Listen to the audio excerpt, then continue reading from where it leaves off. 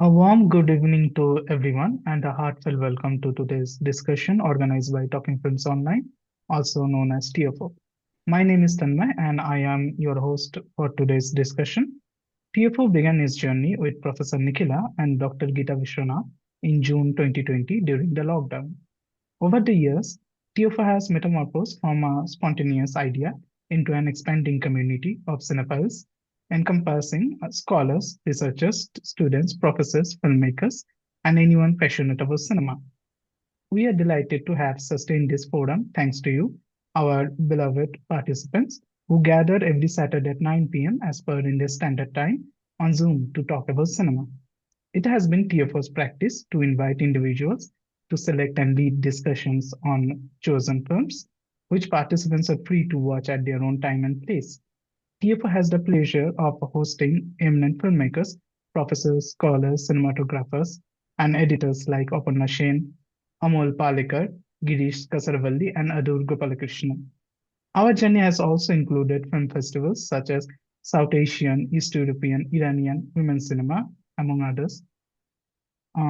Every June, TFO hosts a smartphone short film making contest for students and organizes a lecture series in university departments to commemorate its anniversary. In September 2024, we organized our first offline event, an international seminar on Indian cinema in the digital era in collaboration with FCT Baroda. This year, also, we organized our second international conference in hybrid mode titled Screen to Street Decoding Cinema in Everyday Life in collaboration with Banwarilal Balotia College, Asansol, West Bengal.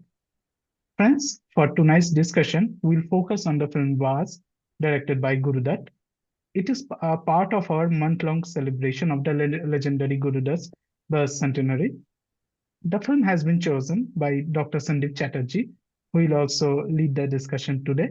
It is my indeed a great pleasure to introduce Dr. Chatterjee, who currently holds the position of Assistant Professor in the Department of History at Banwarilal Bhalotia College, Asansol, West Bengal. Dr. Chatterjee has earned his PhD from the University of Göttingen in 2017. His research spans labor history, industrial health, and the cinema culture of West Bengal. He has also published scholarly works with Rutledge and the Satyajit Ray Film and Television Institute's journal, Take One. Dr. Chatterjee has also honored with fellowships from the SRFTI and the German Historical Institute London, underscoring his great contributions to his fields of study. We are truly honored to have Sandip sir with us today, and we look forward to an engaging and thought-provoking discussion. Now, I am handing over the mic to Sandip sir. Sir, the dais is yours. Thank you. Thank you for the introduction, and thank you, TFO, especially Nikhila and Geeta, for this opportunity.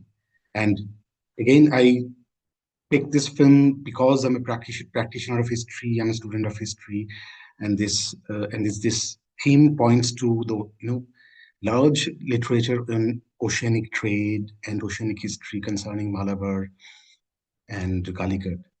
So that's one of the major reasons. And second one, my heart always goes out to failed attempts. And there have been numerous examples of failed attempts. And this film particularly, it was panned both critically and in terms of box office as well. While Kagaz Ki Phool was a apparently commercial disaster, but later on it got a cult status. But Buzz was vehemently criticized on all counts. So that's another reason. And I'd like to explore why I chose this film and why this film was rather important in the filmography of Guru Dutt and in his life as well. So, essentially, as I've said, this film was anti-colonial. And despite the ousting of the British in 1947, the Portuguese rule remained in Goa, and it remained till 1960s. And in that fashion, Guru Dutt managed to trace this anti-colonial movement against the Portuguese to the 16th century Malabar. And the slice of history that was shown in the movie was the Zamorin of Calicut, who were the rulers of the Calicut region. They refused to grant entry to the Portuguese, who were primarily traders who wanted to settle down in Calicut in exchange of military protection and several other privileges. But Zamorin completely refused. Then they turned their attention to, you know, Malabar region, and they managed to find a foothold, as was shown in the film. And 15th century, 16th, 17th century, this Malabar coast, Calicut, as I mentioned earlier, was famous for oceanic trade. And many of the Arabic merchants, they were settled in Calicut regions, in Malabar regions, in many other regions. And the primary concern of the Portuguese was to oust the Arabic and Arabic Muslim merchants, because they were having their clashes in with the Arabic merchants in Europe. So they somehow laid their demands that they wanted to oust the Arabic merchants and took their place. But the Zamorin didn't agree to that. And another dimension of the film, and a very important dimension, that this film had an evidently feminist touch. Baaz was jointly produced by Guru Dutt and Haridarshan Kaur. Haridarshan Kaur was Geeta Bali's elder sister. And Geeta Bali was the main lead. And there are many other female characters who were given central importance, like who Sulochana Devi, who were playing the role of the queen. And also, there was this Portuguese character called Rosita, played by Kuldeep Kaur, rather mysterious woman. So these female characters were given rather central importance. Another important another important point that drew my attention: that there was 8 songs in the movie, and 6 of the 8 songs were sung by Geeta Dutt, and one song was sung by the Talat Mahmood and one by Mohammad Rafi. And even in the song sequences by default are mostly picturized on the female characters, especially Geeta Bali. And here again, female characters took the center stage. And there is a song, "Ae Watan Ki Naujawan," that was the highlight of the whole movie. At the same time, Geeta Bali shot the action sequences with elan and had significant screen time. And I was quite taken aback by the action sequences which were filmed by that point of time. The film might have faced criticism for on various counts, but especially the sword fights, and there were many other action sequences which were really, well shot. And Geeta Bali did an excellent job in that respect. But Buzz failed to create a buzz. It was, as I've said, vehemently criticized from all quarters, both audiences and critics. It lost a lot of money, almost 1.5 lakh, back in 1953. At that point of time, Geeta Bali's remuneration was around 25,000 rupees. And they were finding it very difficult. They couldn't even break even. And I read that Guru Dutt later on bought Haridarshan Kaur's share as well. And in terms of making making of the movie, the major criticisms were haphazard use of special effects, dated dialogue, and lack of thrill. Even I think Abrar Alvi said that the ship that was built was it looked rather ridiculous. And I would like to refer to a review by Filmfare that was dated 7th August 1753, and it went this way: what could have been a good swashbuckling adventure film is here reduced to a comparatively tame picture owing to the inadequate direction and unknowing treatment of an otherwise action-packed story. So this swashbuckling adventure. This is the first time I came across this term. I didn't know about it, and Buzz belongs to that category, so swashbuckler or swashbuckling adventure. And also some of the critics and some of the filmmakers, they called Buzz a costume drama. And I later found out the costumes were made actually by uh, Primakov. I forgot the full name. She was a Ludmila Primakov. She was a Russian citizen, and she was involved with a number of uh, Hindi films. I think also with Bazi and many other films. And she made the costume for this film. And so some critics mentioned that maybe she was able to bring some European touch to the costume drama. And also the set design, the interior, especially the royal palaces, the interior decorations, there was something weird about it. the kind of mythological movies that were made around that point of time, or maybe later on, the interior of those mythological movies and this interior of this royal palace had quite striking similarities. So that another thing that uh, caught my attention. To come back to the criticism of this film, even Abrar Alvi was skeptical of the movie's success from the word go, and even before the making of the movie, Alvi, who later wrote for many of Guru Dutt's movies, uh, they they had quite discussions regarding the possibility of the movie's success. And Alvi was skeptical from the start. But in my opinion, after watching the movie initially, uh, you know, after a few bumpy road, I found the started finding the movie pretty interesting for its dance sequence, for action sequence, and the sheer courage that Guru Dutt managed to take up. And so I think Baaz is still a hugely under-discussed film. And in this context, I'd like to mention, a kind of tendency of the audience and the critics alike. They have a tendency to, you know, somehow they find unanimity while thrashing some of the celebrated filmmakers' body of works. For example, let me give you an example regarding Satyajit Ray. So there are a couple of movies. One was Ganoshatru, in English, I think Enemy of the People, and there was another film called Shakha Poshakha. So when I started reading about his movies and his filmography, almost all the audience and critics, they are of the unanimous uh, decision that those were some of the even Ganosha, I think there is one other film, Agontuk, Stranger. They were the similar opinion that those were the one of the worst movies of Satyajit Ray's. So, and this tendency, I could find the same tendency in case of Guru Dutt as well. While Kagas Ki Phool was a commercial disaster, and but it became a cult classic. But Buzz was criticized from the word go. The same thing happened with Satyajit Ray. So I have a problem with this unanimity, with this unanimous decision that these and these films are unanimously bad.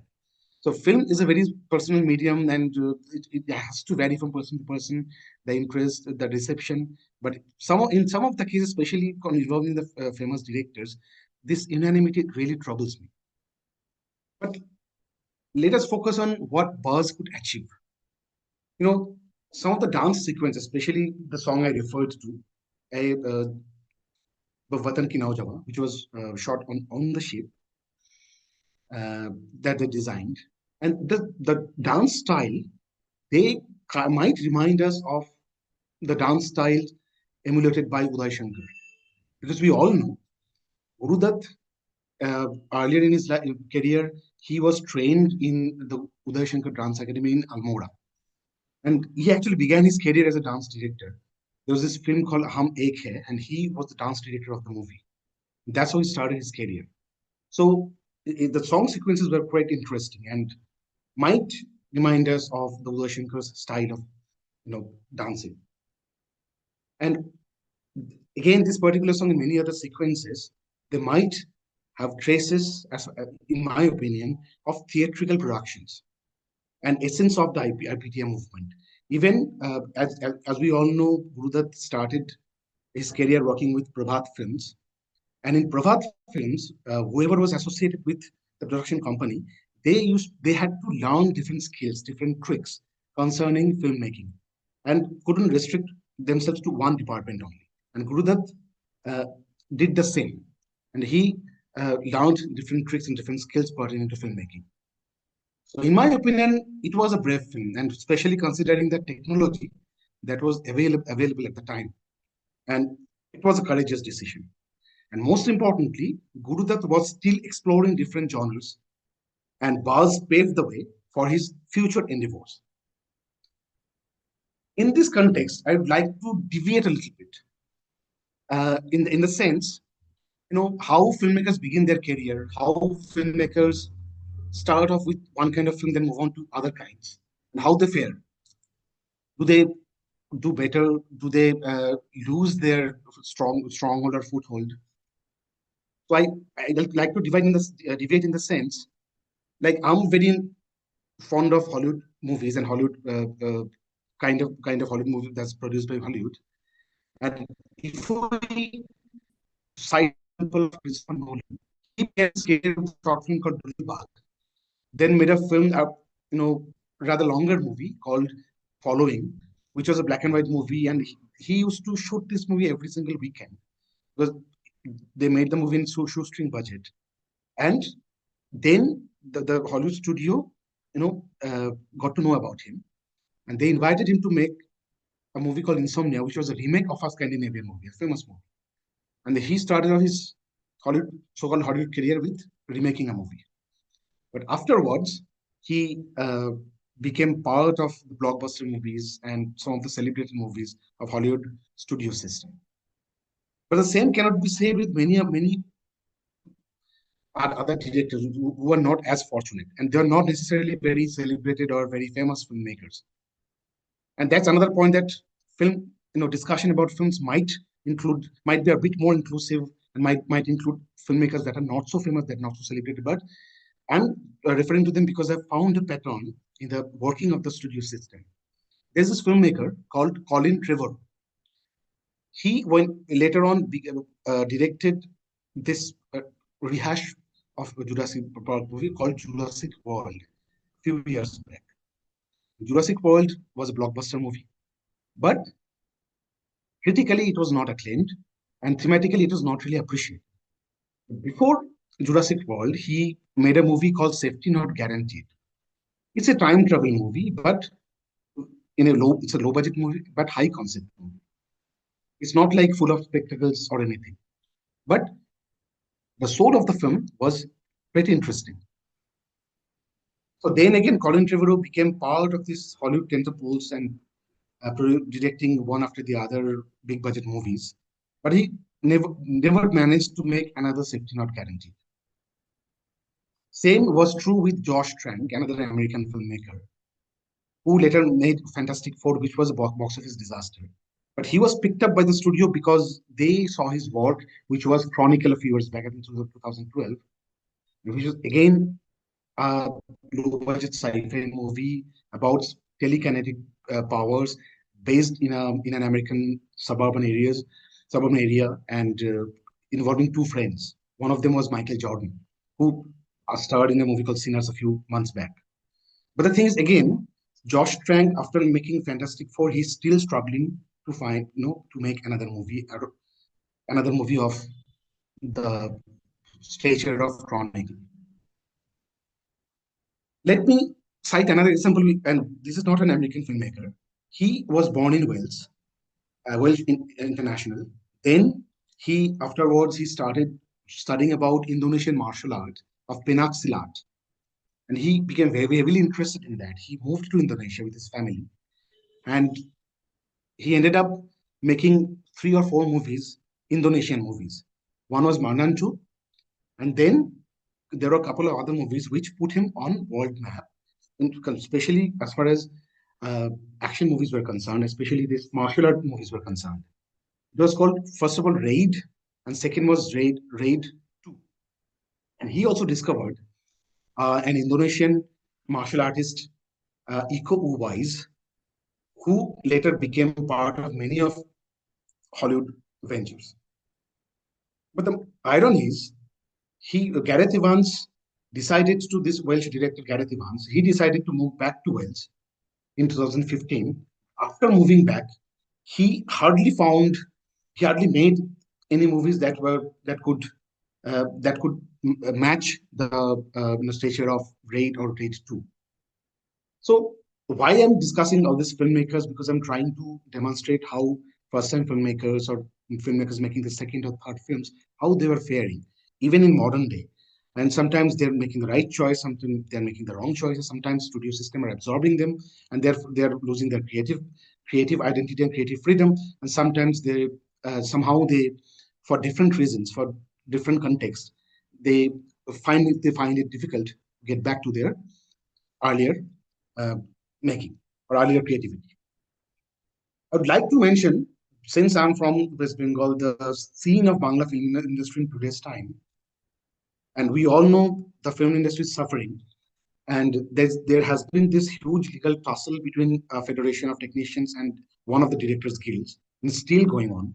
And some of the filmmakers, actors, they're not getting jobs. They're not being able to act in movies because federation of technicians are boycotting them. Along with most of the films, they're not at all. Most of the films they are city based. They hardly, there's hardly any new narrative that's coming up. There's hardly any experimentation either with the making of the movie or with the content. So it's going through it's a crisis situation.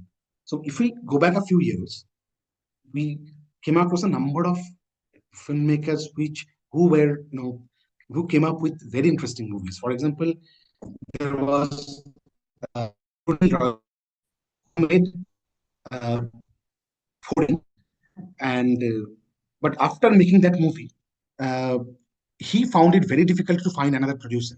He went on to make a movie for television movie on ZTV, then a web series for Z5, then a couple of other movies, very low budget movies, but uh, quite interesting ones, Mayar Jonjal, and then again City of Love, Bhalobasha Shohor. But he could never make it to the mainstream cinemas, and production companies never financed his movies afterwards. Um, I'm sorry, am I audible? Am I still audible? Yes, sir, you are audible. Okay, thank you. Just wanted to clarify. Um, so the same thing happened with Pradip Bhattacharya, who who won national award for his first film Bakita Byaktigato, but now he has to make movies for YouTube, several YouTube channels, and he made a movie called Birohi, and it was shot in a shoestring budget in a Tihottua suburban district in, I think, Nauthiya. Uh, and I saw one very interesting film called Clark.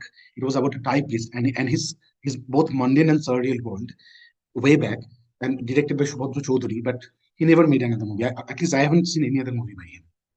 And another director, Aditya Bikram Sengupta, his first film won several accolades.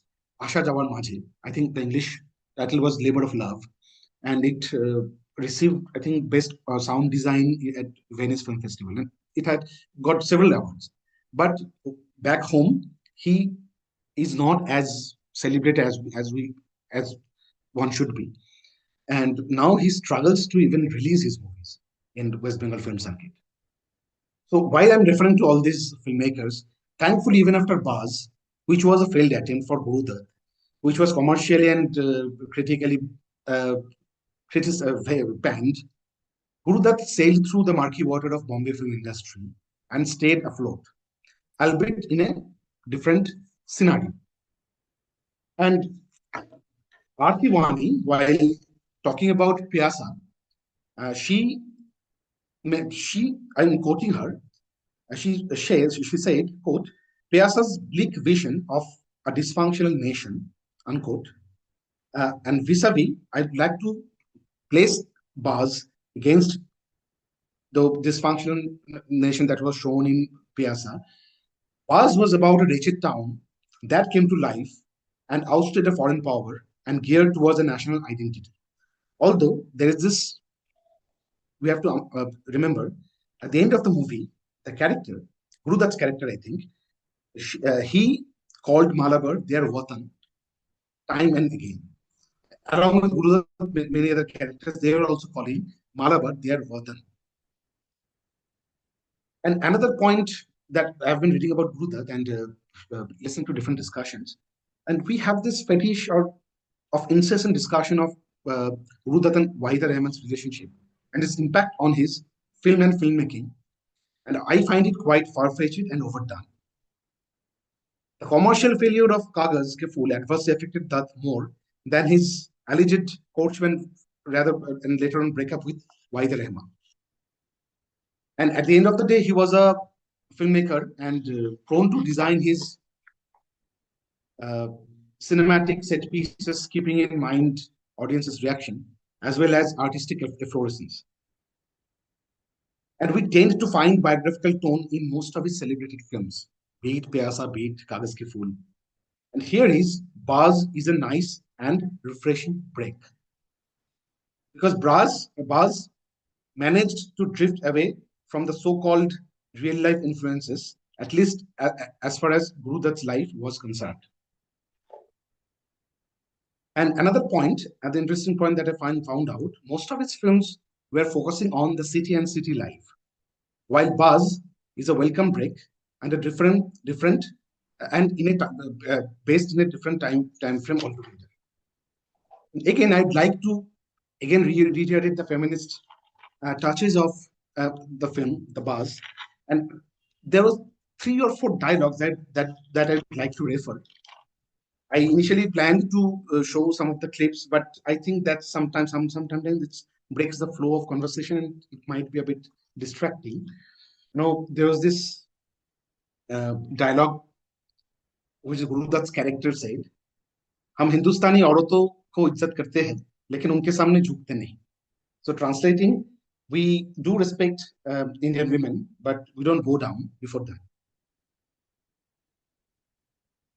And then again, there was this, sword fight, rather playful sword fight between Gitawali's character and Guru Dutt's character. And there, while taunting Gitawali, Guru Dutt said, "तलवार चलाना मर्दों का काम है, जबान चलाइए जबान." So, sword fighting is the male bastion. So the female characters should stick to conversation and speaking.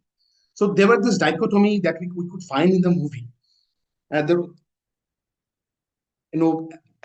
there was this patriotic touches there, and even in the songs what we see in today's films, the patriotism isn't very aggressive in terms of music or in terms of other aspects.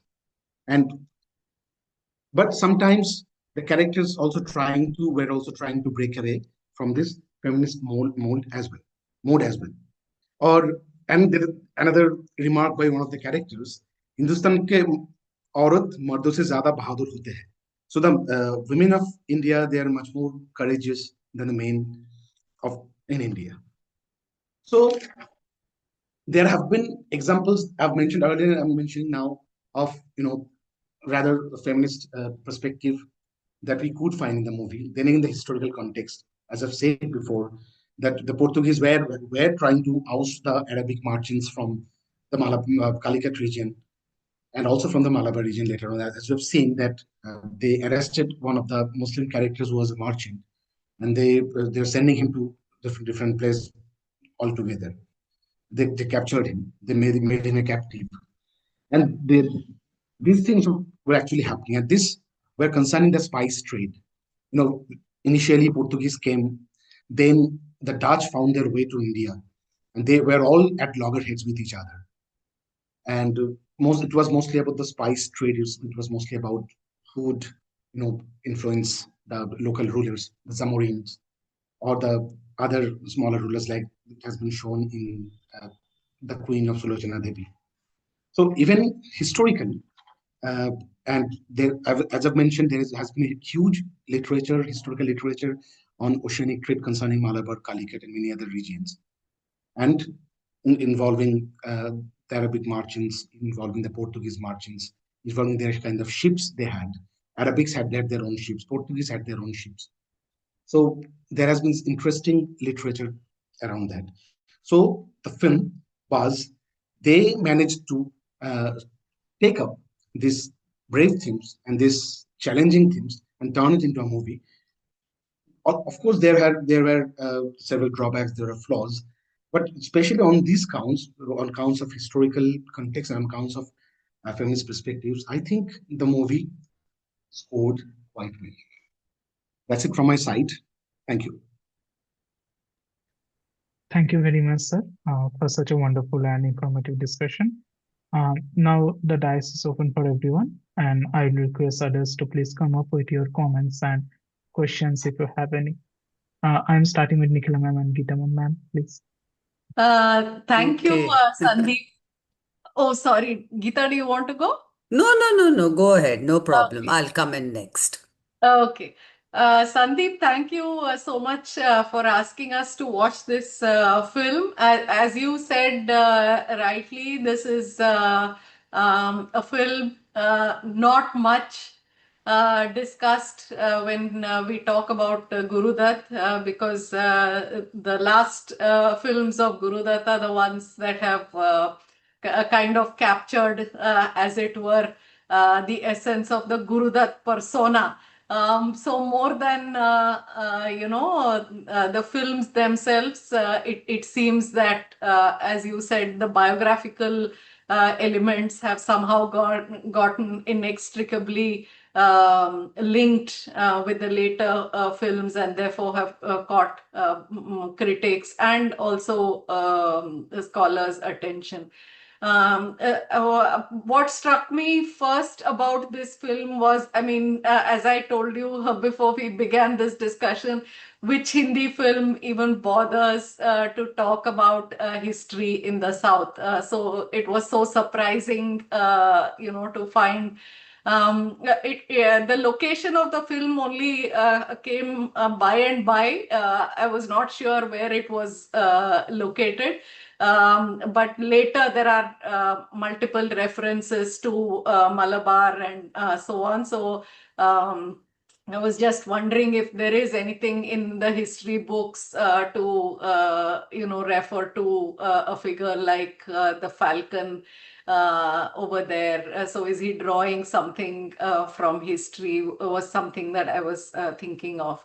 But the immediate reference point to me for this film was Shantaram's Amar Jyoti. So Geeta and I have written about Amar Jyoti, the pirate figure, and the argument that we had made with Amar Jyoti was that she becomes a pirate on the high seas because there is no terra firma in which a life that she imagines, which is not patriarchal, patriarchy endorsed by the state, does not exist. So she can only, so one can only imagine a kingdom like that on the high seas. And that again, like this one, is a costume drama. So, I mean, so very similar. Though that was, you were talking about feminism, so that espouses feminism more directly. I mean, it is the cause of women that she is standing for. Here, there is the larger context of the region, the Malabar state, or the Malabar, I don't know, nation, or whatever one wants to call it, that this figure is endorsing, Nisha is endorsing. The second film that came to my mind was Fearless Nadia's film Miss Frontier Male. Whenever I discuss this film in class, one of the things that I draw attention to is, there are so few uh, characters, daughter characters, who actually try to redeem their fathers, or take, or avenge what has happened to their fathers. It's more or less the prerogative of sons to do it, to avenge the wrongdoing. And so intergenerationally, the legacy of undoing intergenerational wrongs is often the prerogative of the son. In Fearless Nadia, particularly in this film, I think it's Miss Frontier Male, she explicitly states that till I clear my name, her father is wrongly accused of being corrupt. So till I clear my father's name and bring him in good light before the society, I will not get married, and so on. So also in this film, it is Nisha who decides to avenge what has happened to her father. Usually, when women fight, it is for reasons of honor, so to speak, within quotes. But here again, it's very refreshing that you have a character who says, I want to avenge for my father, and also for so I'm the true patriot. So I'm the one, So those were very interesting and refreshing aspects of the film. It also reminded me of. For instance, Kannada films, Tamil films of the 1950s, where the hero is kind of peripheral. For instance, 1959, I think there is a Kannada film called Abba a Hudugi, where Rajkumar, who will later become the superstar of Kannada cinema, has a bit role, so he's just there, whereas it is the a female character who is the central aspect of the film. There are, I think, many other South Indian films during this period. So it's a period where this male stardom, the manner in which it kind of reaches its efflorescence, has not yet happened. So you have Guru Dutt, who is still there as a character to be rescued by the woman. So he's helpless, and he's still available to be rescued by the woman without too much of a problem to his masculinity. That she comes to rescue him. Of course, he returns the favor, but that is not so elaborately done at all. So the manner of his rescue when she is on the burning ship, we hardly get to see any heroism.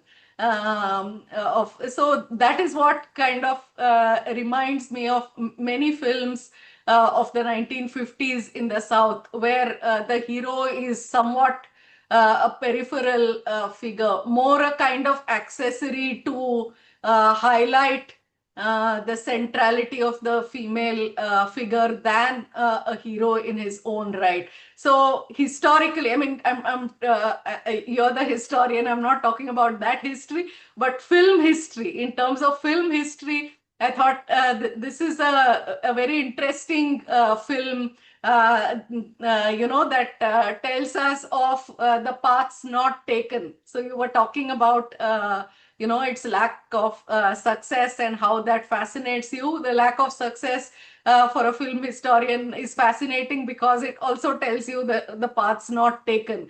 I thought for all these reasons, this was a very, very interesting film. So thanks very much, Sandeep, for asking us to watch this film. Thank you. Thank you, ma'am. Geeta, ma'am? Yeah. Thank you, Tanmay. Thank you, Sandeep, for that very interesting introduction to the film. And Nikhila has, kind of preempted already what I wanted to say. And just like for her, one of the first things that struck me while watching it was its similarity with Amar Jyoti, which actually predates Baaz by almost 2 decades. That was released in 1936. And as Nikhila has said, that is also belongs basically to the adventure genre, and that too on the sea. And that is also a political allegory. Although it belongs to the adventure genre, it is a political allegory.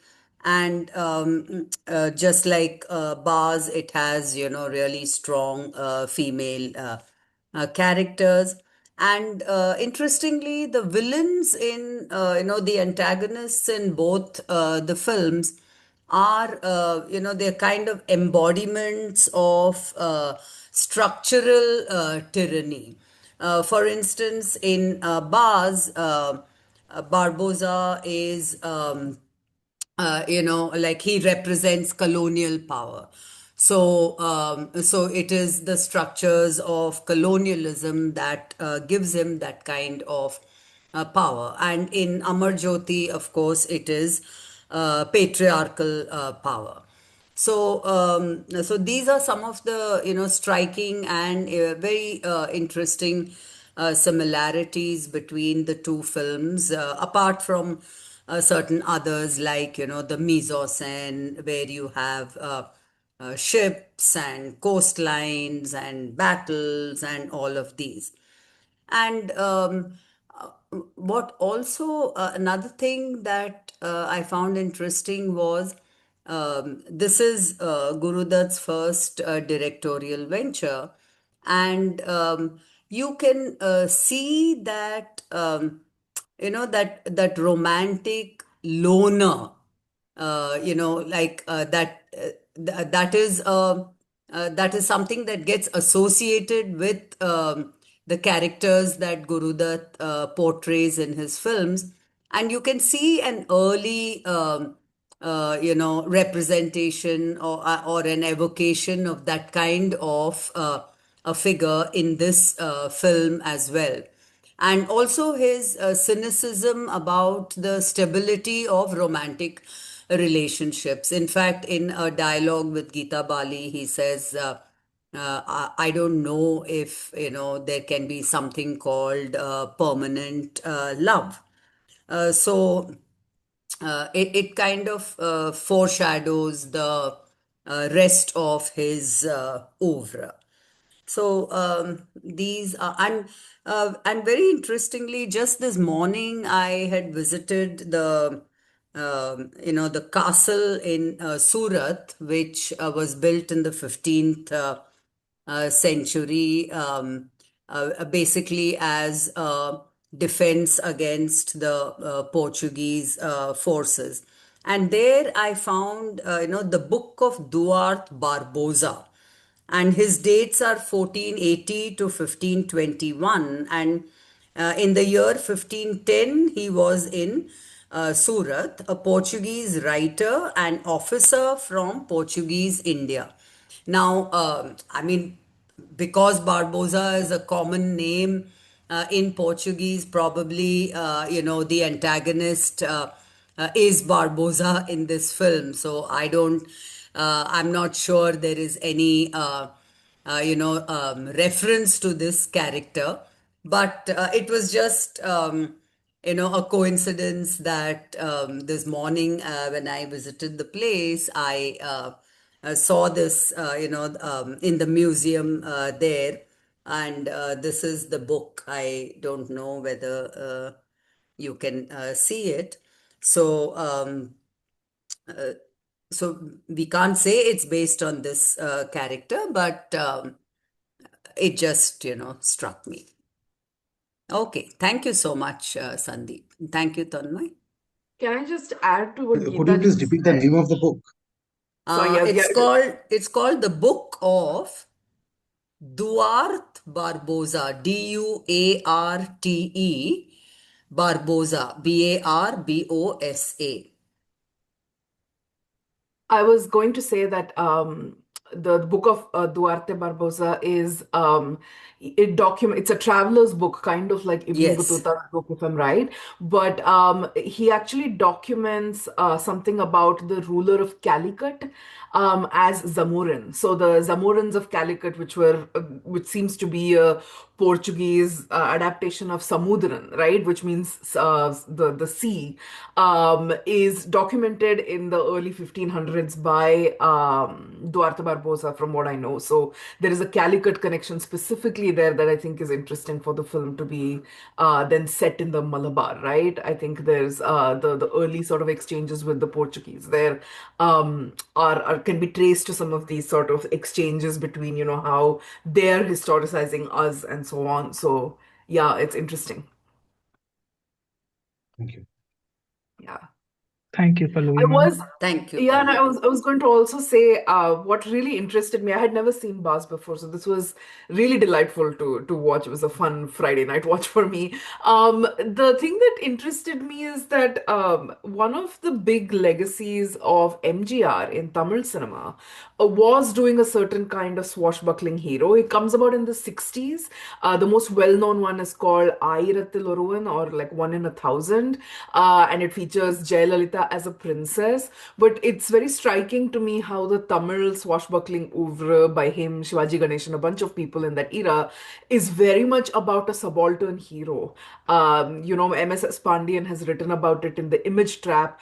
In Aayirathil Oruvan, at least from what I remember, MGR plays a slave. Like I think he's like a doctor or something who gets taken by to this pirate island and is captured and is kept as a slave, and then the princess Poongodi, played by Jayalalitha, is the one who takes interest in him. So there's a very interesting sort of flipped class dynamic here compared to, I think, Baaz. And I'm very struck by how Hindi cinema had a lot more of these swashbuckling heroines, whereas in Tamil cinema, MSS Pandian is very critical of these image making tendencies of the swashbuckling hero, because it would often involve the taming of the heroine in certain ways, right? Like she's a wealthy, rich woman who's spoiled and doesn't understand the problems of the masses.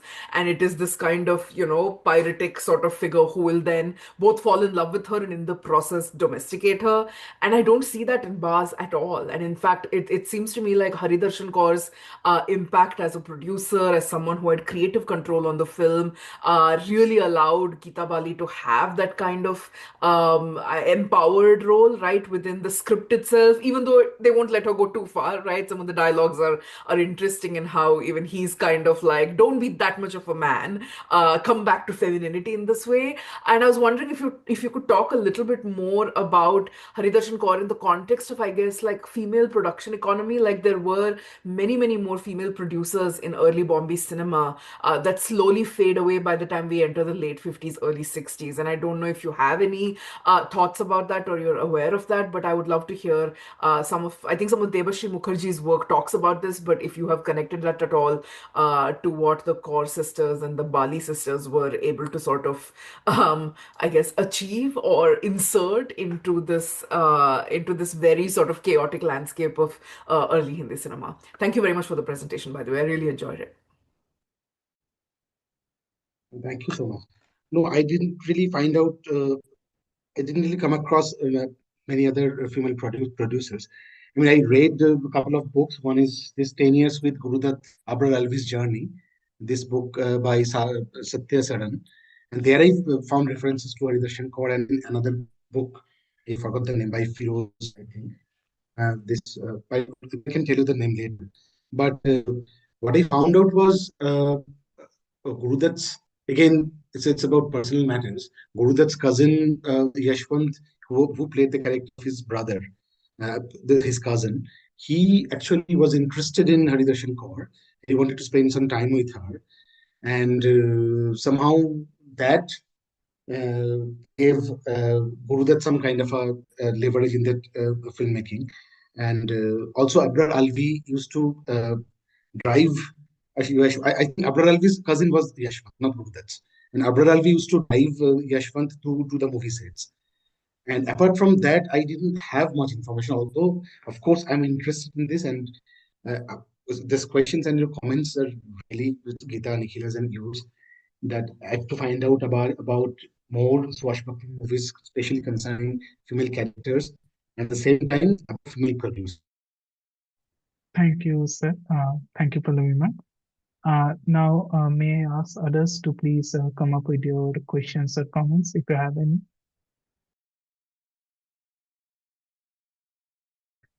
Okay, I have one observation and one question.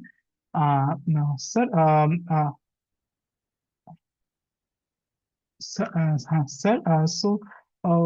extending what Nikhila ma'am has said, and also you have pointed out about the feminist part of this film, like how this film is portraying women characters and making like enabling them into entering spaces which are kind of like male dominated. But I find kind of certain kind of stereotyping also there, because I am particularly interested in this dichotomy between the vamp character and the heroine character, like between um, uh, Kuldeep Kaur and Geeta Bali, right?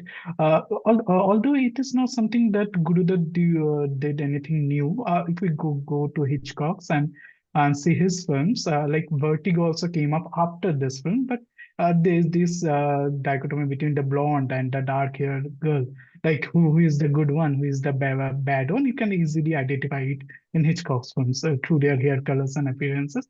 And in this film also, if we talk about the ambition, like what was Kuldeep Kaur's aim?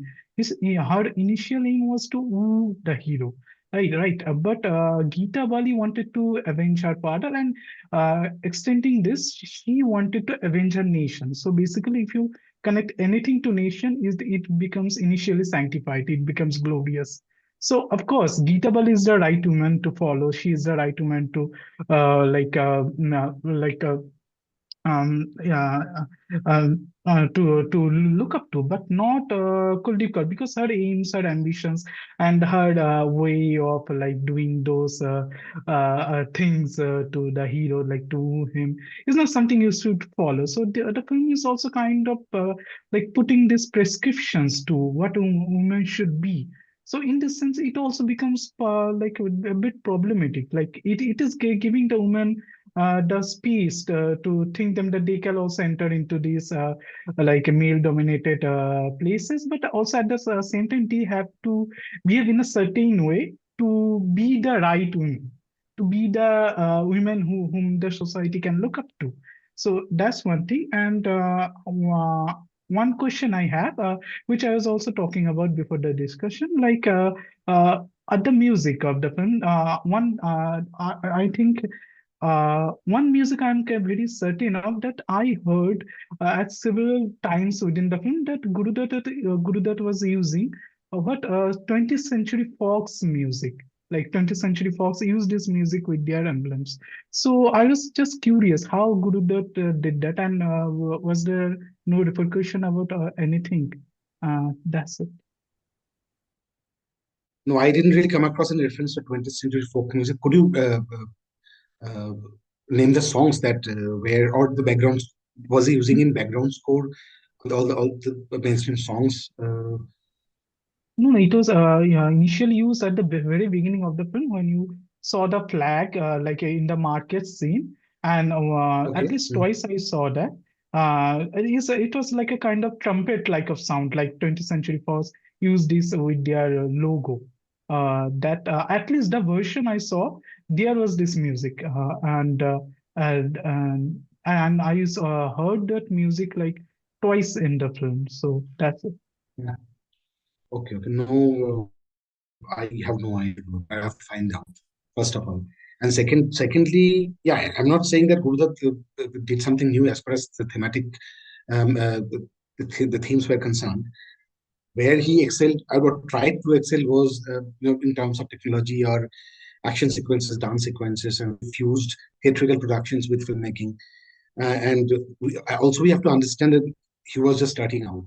It was his second film, and then as a main lead, as a hero, I think he could settle for a second fiddle. And I don't know whether if he had made this movie later in his career, whether he would accept this kind of a role. That's subject to debate.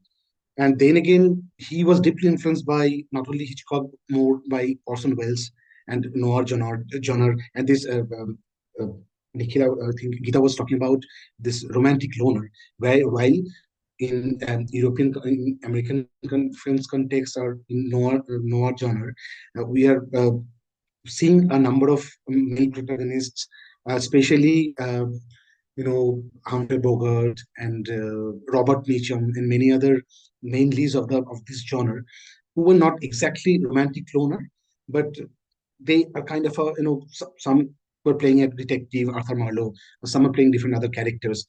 But somehow in Bollywood's context, or in the case of Hindi cinema, it needed to be translated in a different way.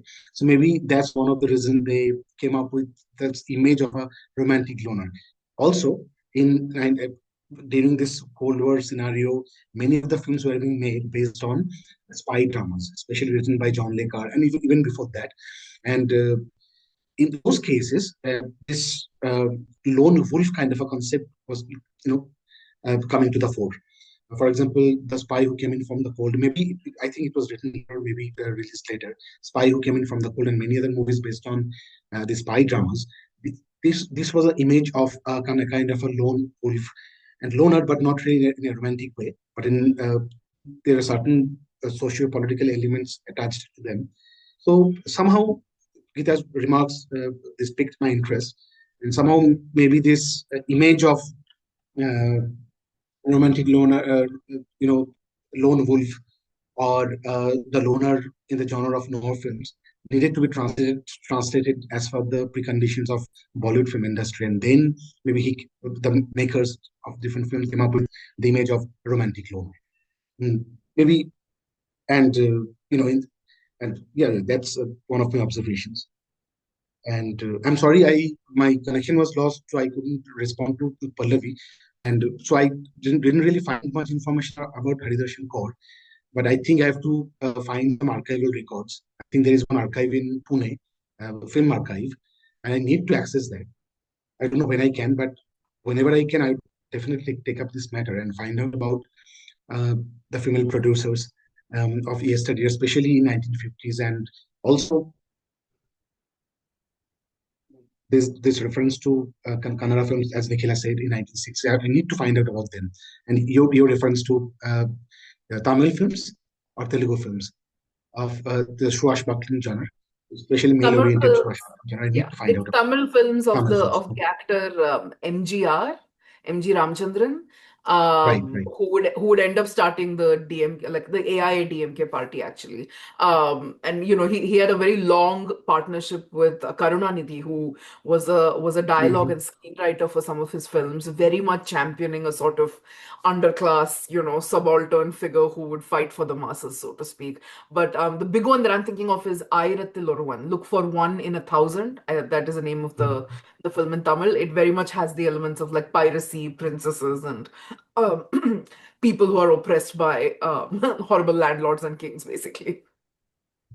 Could you also tell me the name of Mrs. Pandian's essay or text? Was it an essay? Sure. Mrs. It's called Pandian?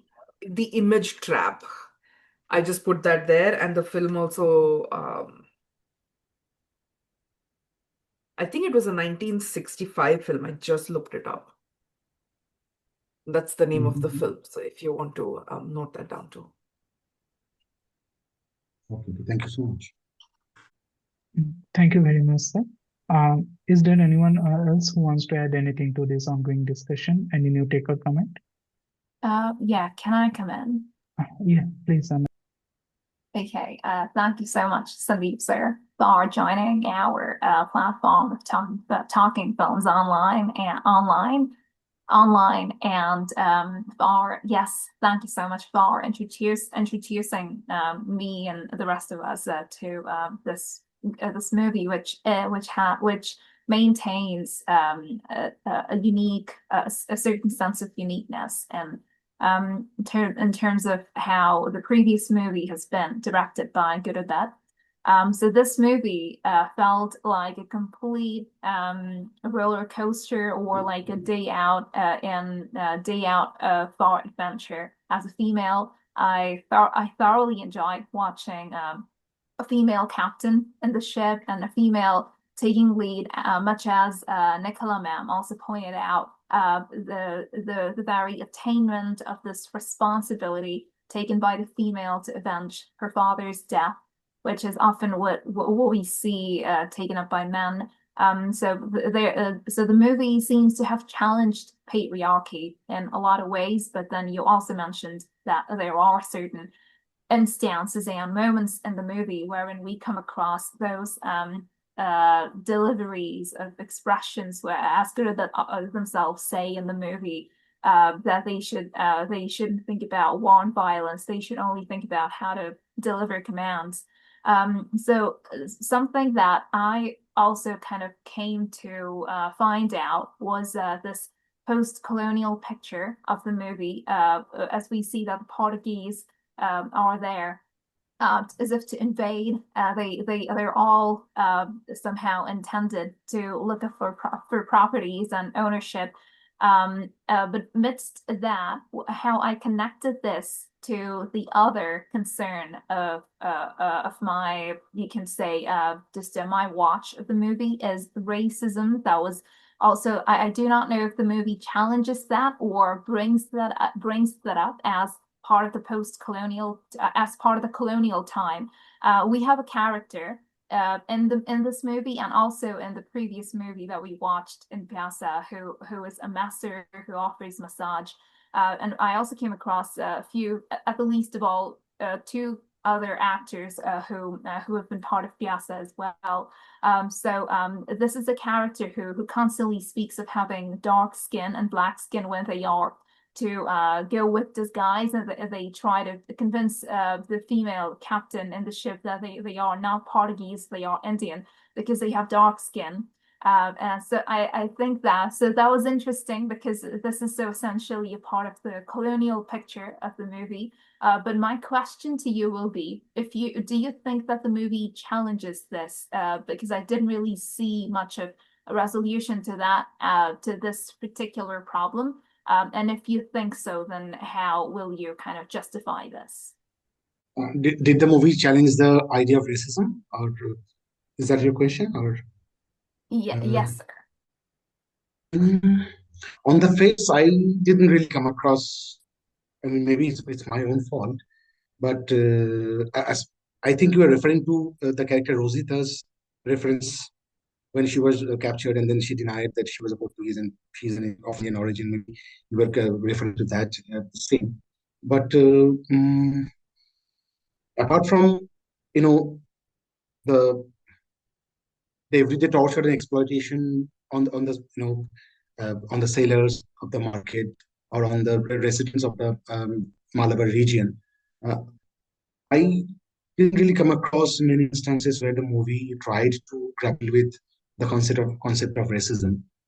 At least in my view, I didn't. Maybe I have to rewatch the movie to find out whether there is any take on racial matters. But I can't say I noticed any treatise or any commentary on the racial factor that was taken up in the movie.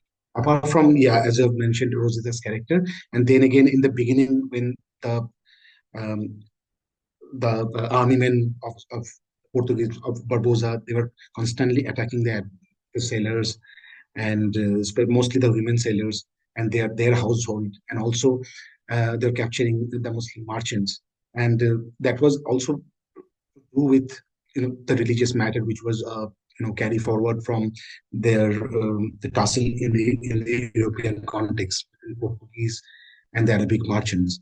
So I think distinctively, I didn't find any references to racial fact. I'm sorry, but maybe I have to rewatch the movie to find out any connection. Yes. So that was also kind of and you can say something that I stumbled upon whilst watching, just to, I'm aware of the colonial, this kind of an essential component that was and still has come into a post-colonial studies now, that we have to consider the concept of racism during the colonial time, and that is highly in practice. And they're kind of trying to break free, and much as Guru Dutt also brought up this fight with the members of their own family in the movie Baaz. I've seen that somehow being reflected in this movie as well, wherein they're all somehow practicing this greed for power and the crown. So that was that. I just felt like Guru Dutt brought up this concept of racism, which I'm really happy about, because they brought this up in the context of this colonialism, in the movie. But I just wanted to kind of confirm with you, like if there was any Mhm. moment I missed wherein the director might have also gone ahead to challenge that.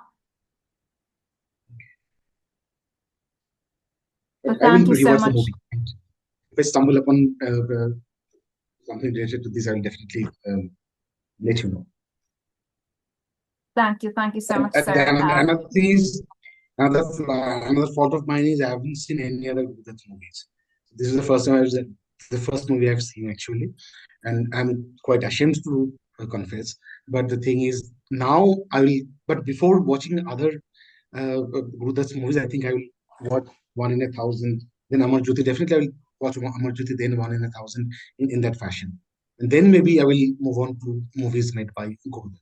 And actually, Pyasa and Kagas Ki Phul, they're so what discussed. Somehow I lose interest in movies that are very so over discussed and catering to personal matters, and especially their so somehow I lose interest because that was another reason that Baaz, and as I've said, Baaz was as a different terrain altogether, beyond the city life, beyond the the mundanity of everyday urban living. And Baaz was a welcome break for me. And again, as you know, I'm from a village. I'm in a village right now, and I can see this Kolkata fetishism, Kolkata centrism, uh, that's affecting us every now and then. I teach at a college that's 200 kilometers away from Kolkata, which is in Asansol. So this somehow, and this somehow I'm trying to find out the exception rather than the rule when it comes to the filmmaking and also the thematic connections. That was another reason that I picked up this movie. But thank you for your Thank comments you and so much, attention. sir, again for all your for all the seconds. Thank you. Thank you, Ananya. Thank you, sir. Is there anyone else with further question or comment? Tarkis sir, you have any comment to make or any question to ask? No questions as such, but I was wondering, the film comes in post-independence, and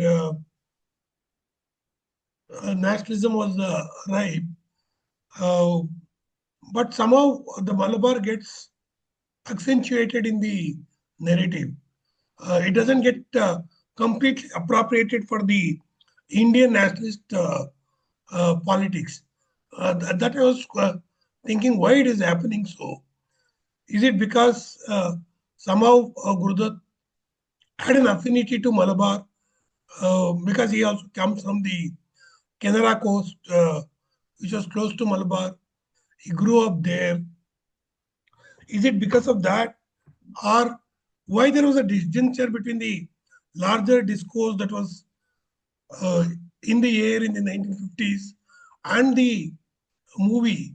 Though there are dialogues which try to generalize the anti-colonial sentiment, but the India or Bharat doesn't come in a major way.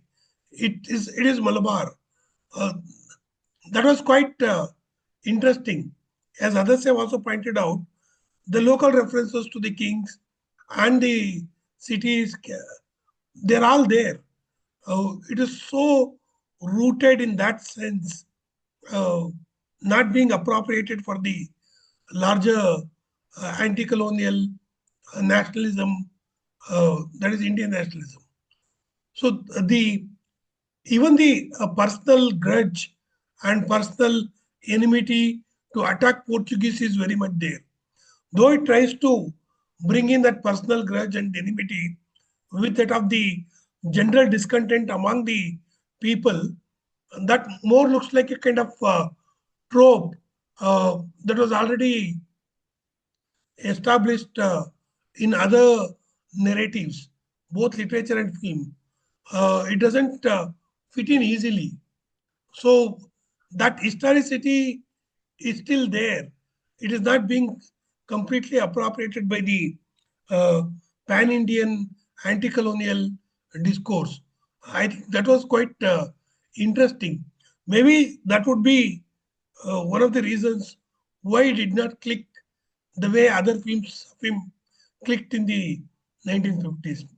Could be. Thank you for the film. suggesting the film and the discussion. Actually, very interesting observation. But the film, as the film was set in 16th century, the concept of nation and nationhood was still not even in its nascent form. And then the Britishers were still to find their foothold. French were still struggling, and Dutch still to arrive on the scene. And there was this famous war in 1741, maybe Dutch and Martin Verma, who came out victorious of the war. And so yes, and yeah, maybe. And Guru Dutt was actually very cautious about not Guru Dutt, also the writer. Uh, they were very aware and conscious of the fact that the time frame of the movie, and that's how they were placing Malabar and calling it a Vatan, and they're very cautious about it. But if we look back, it was a very interesting movie set in 1953. While, as I mentioned in the beginning of the discussion, Britishers were already out, but then Portuguese rule was still there in Goa.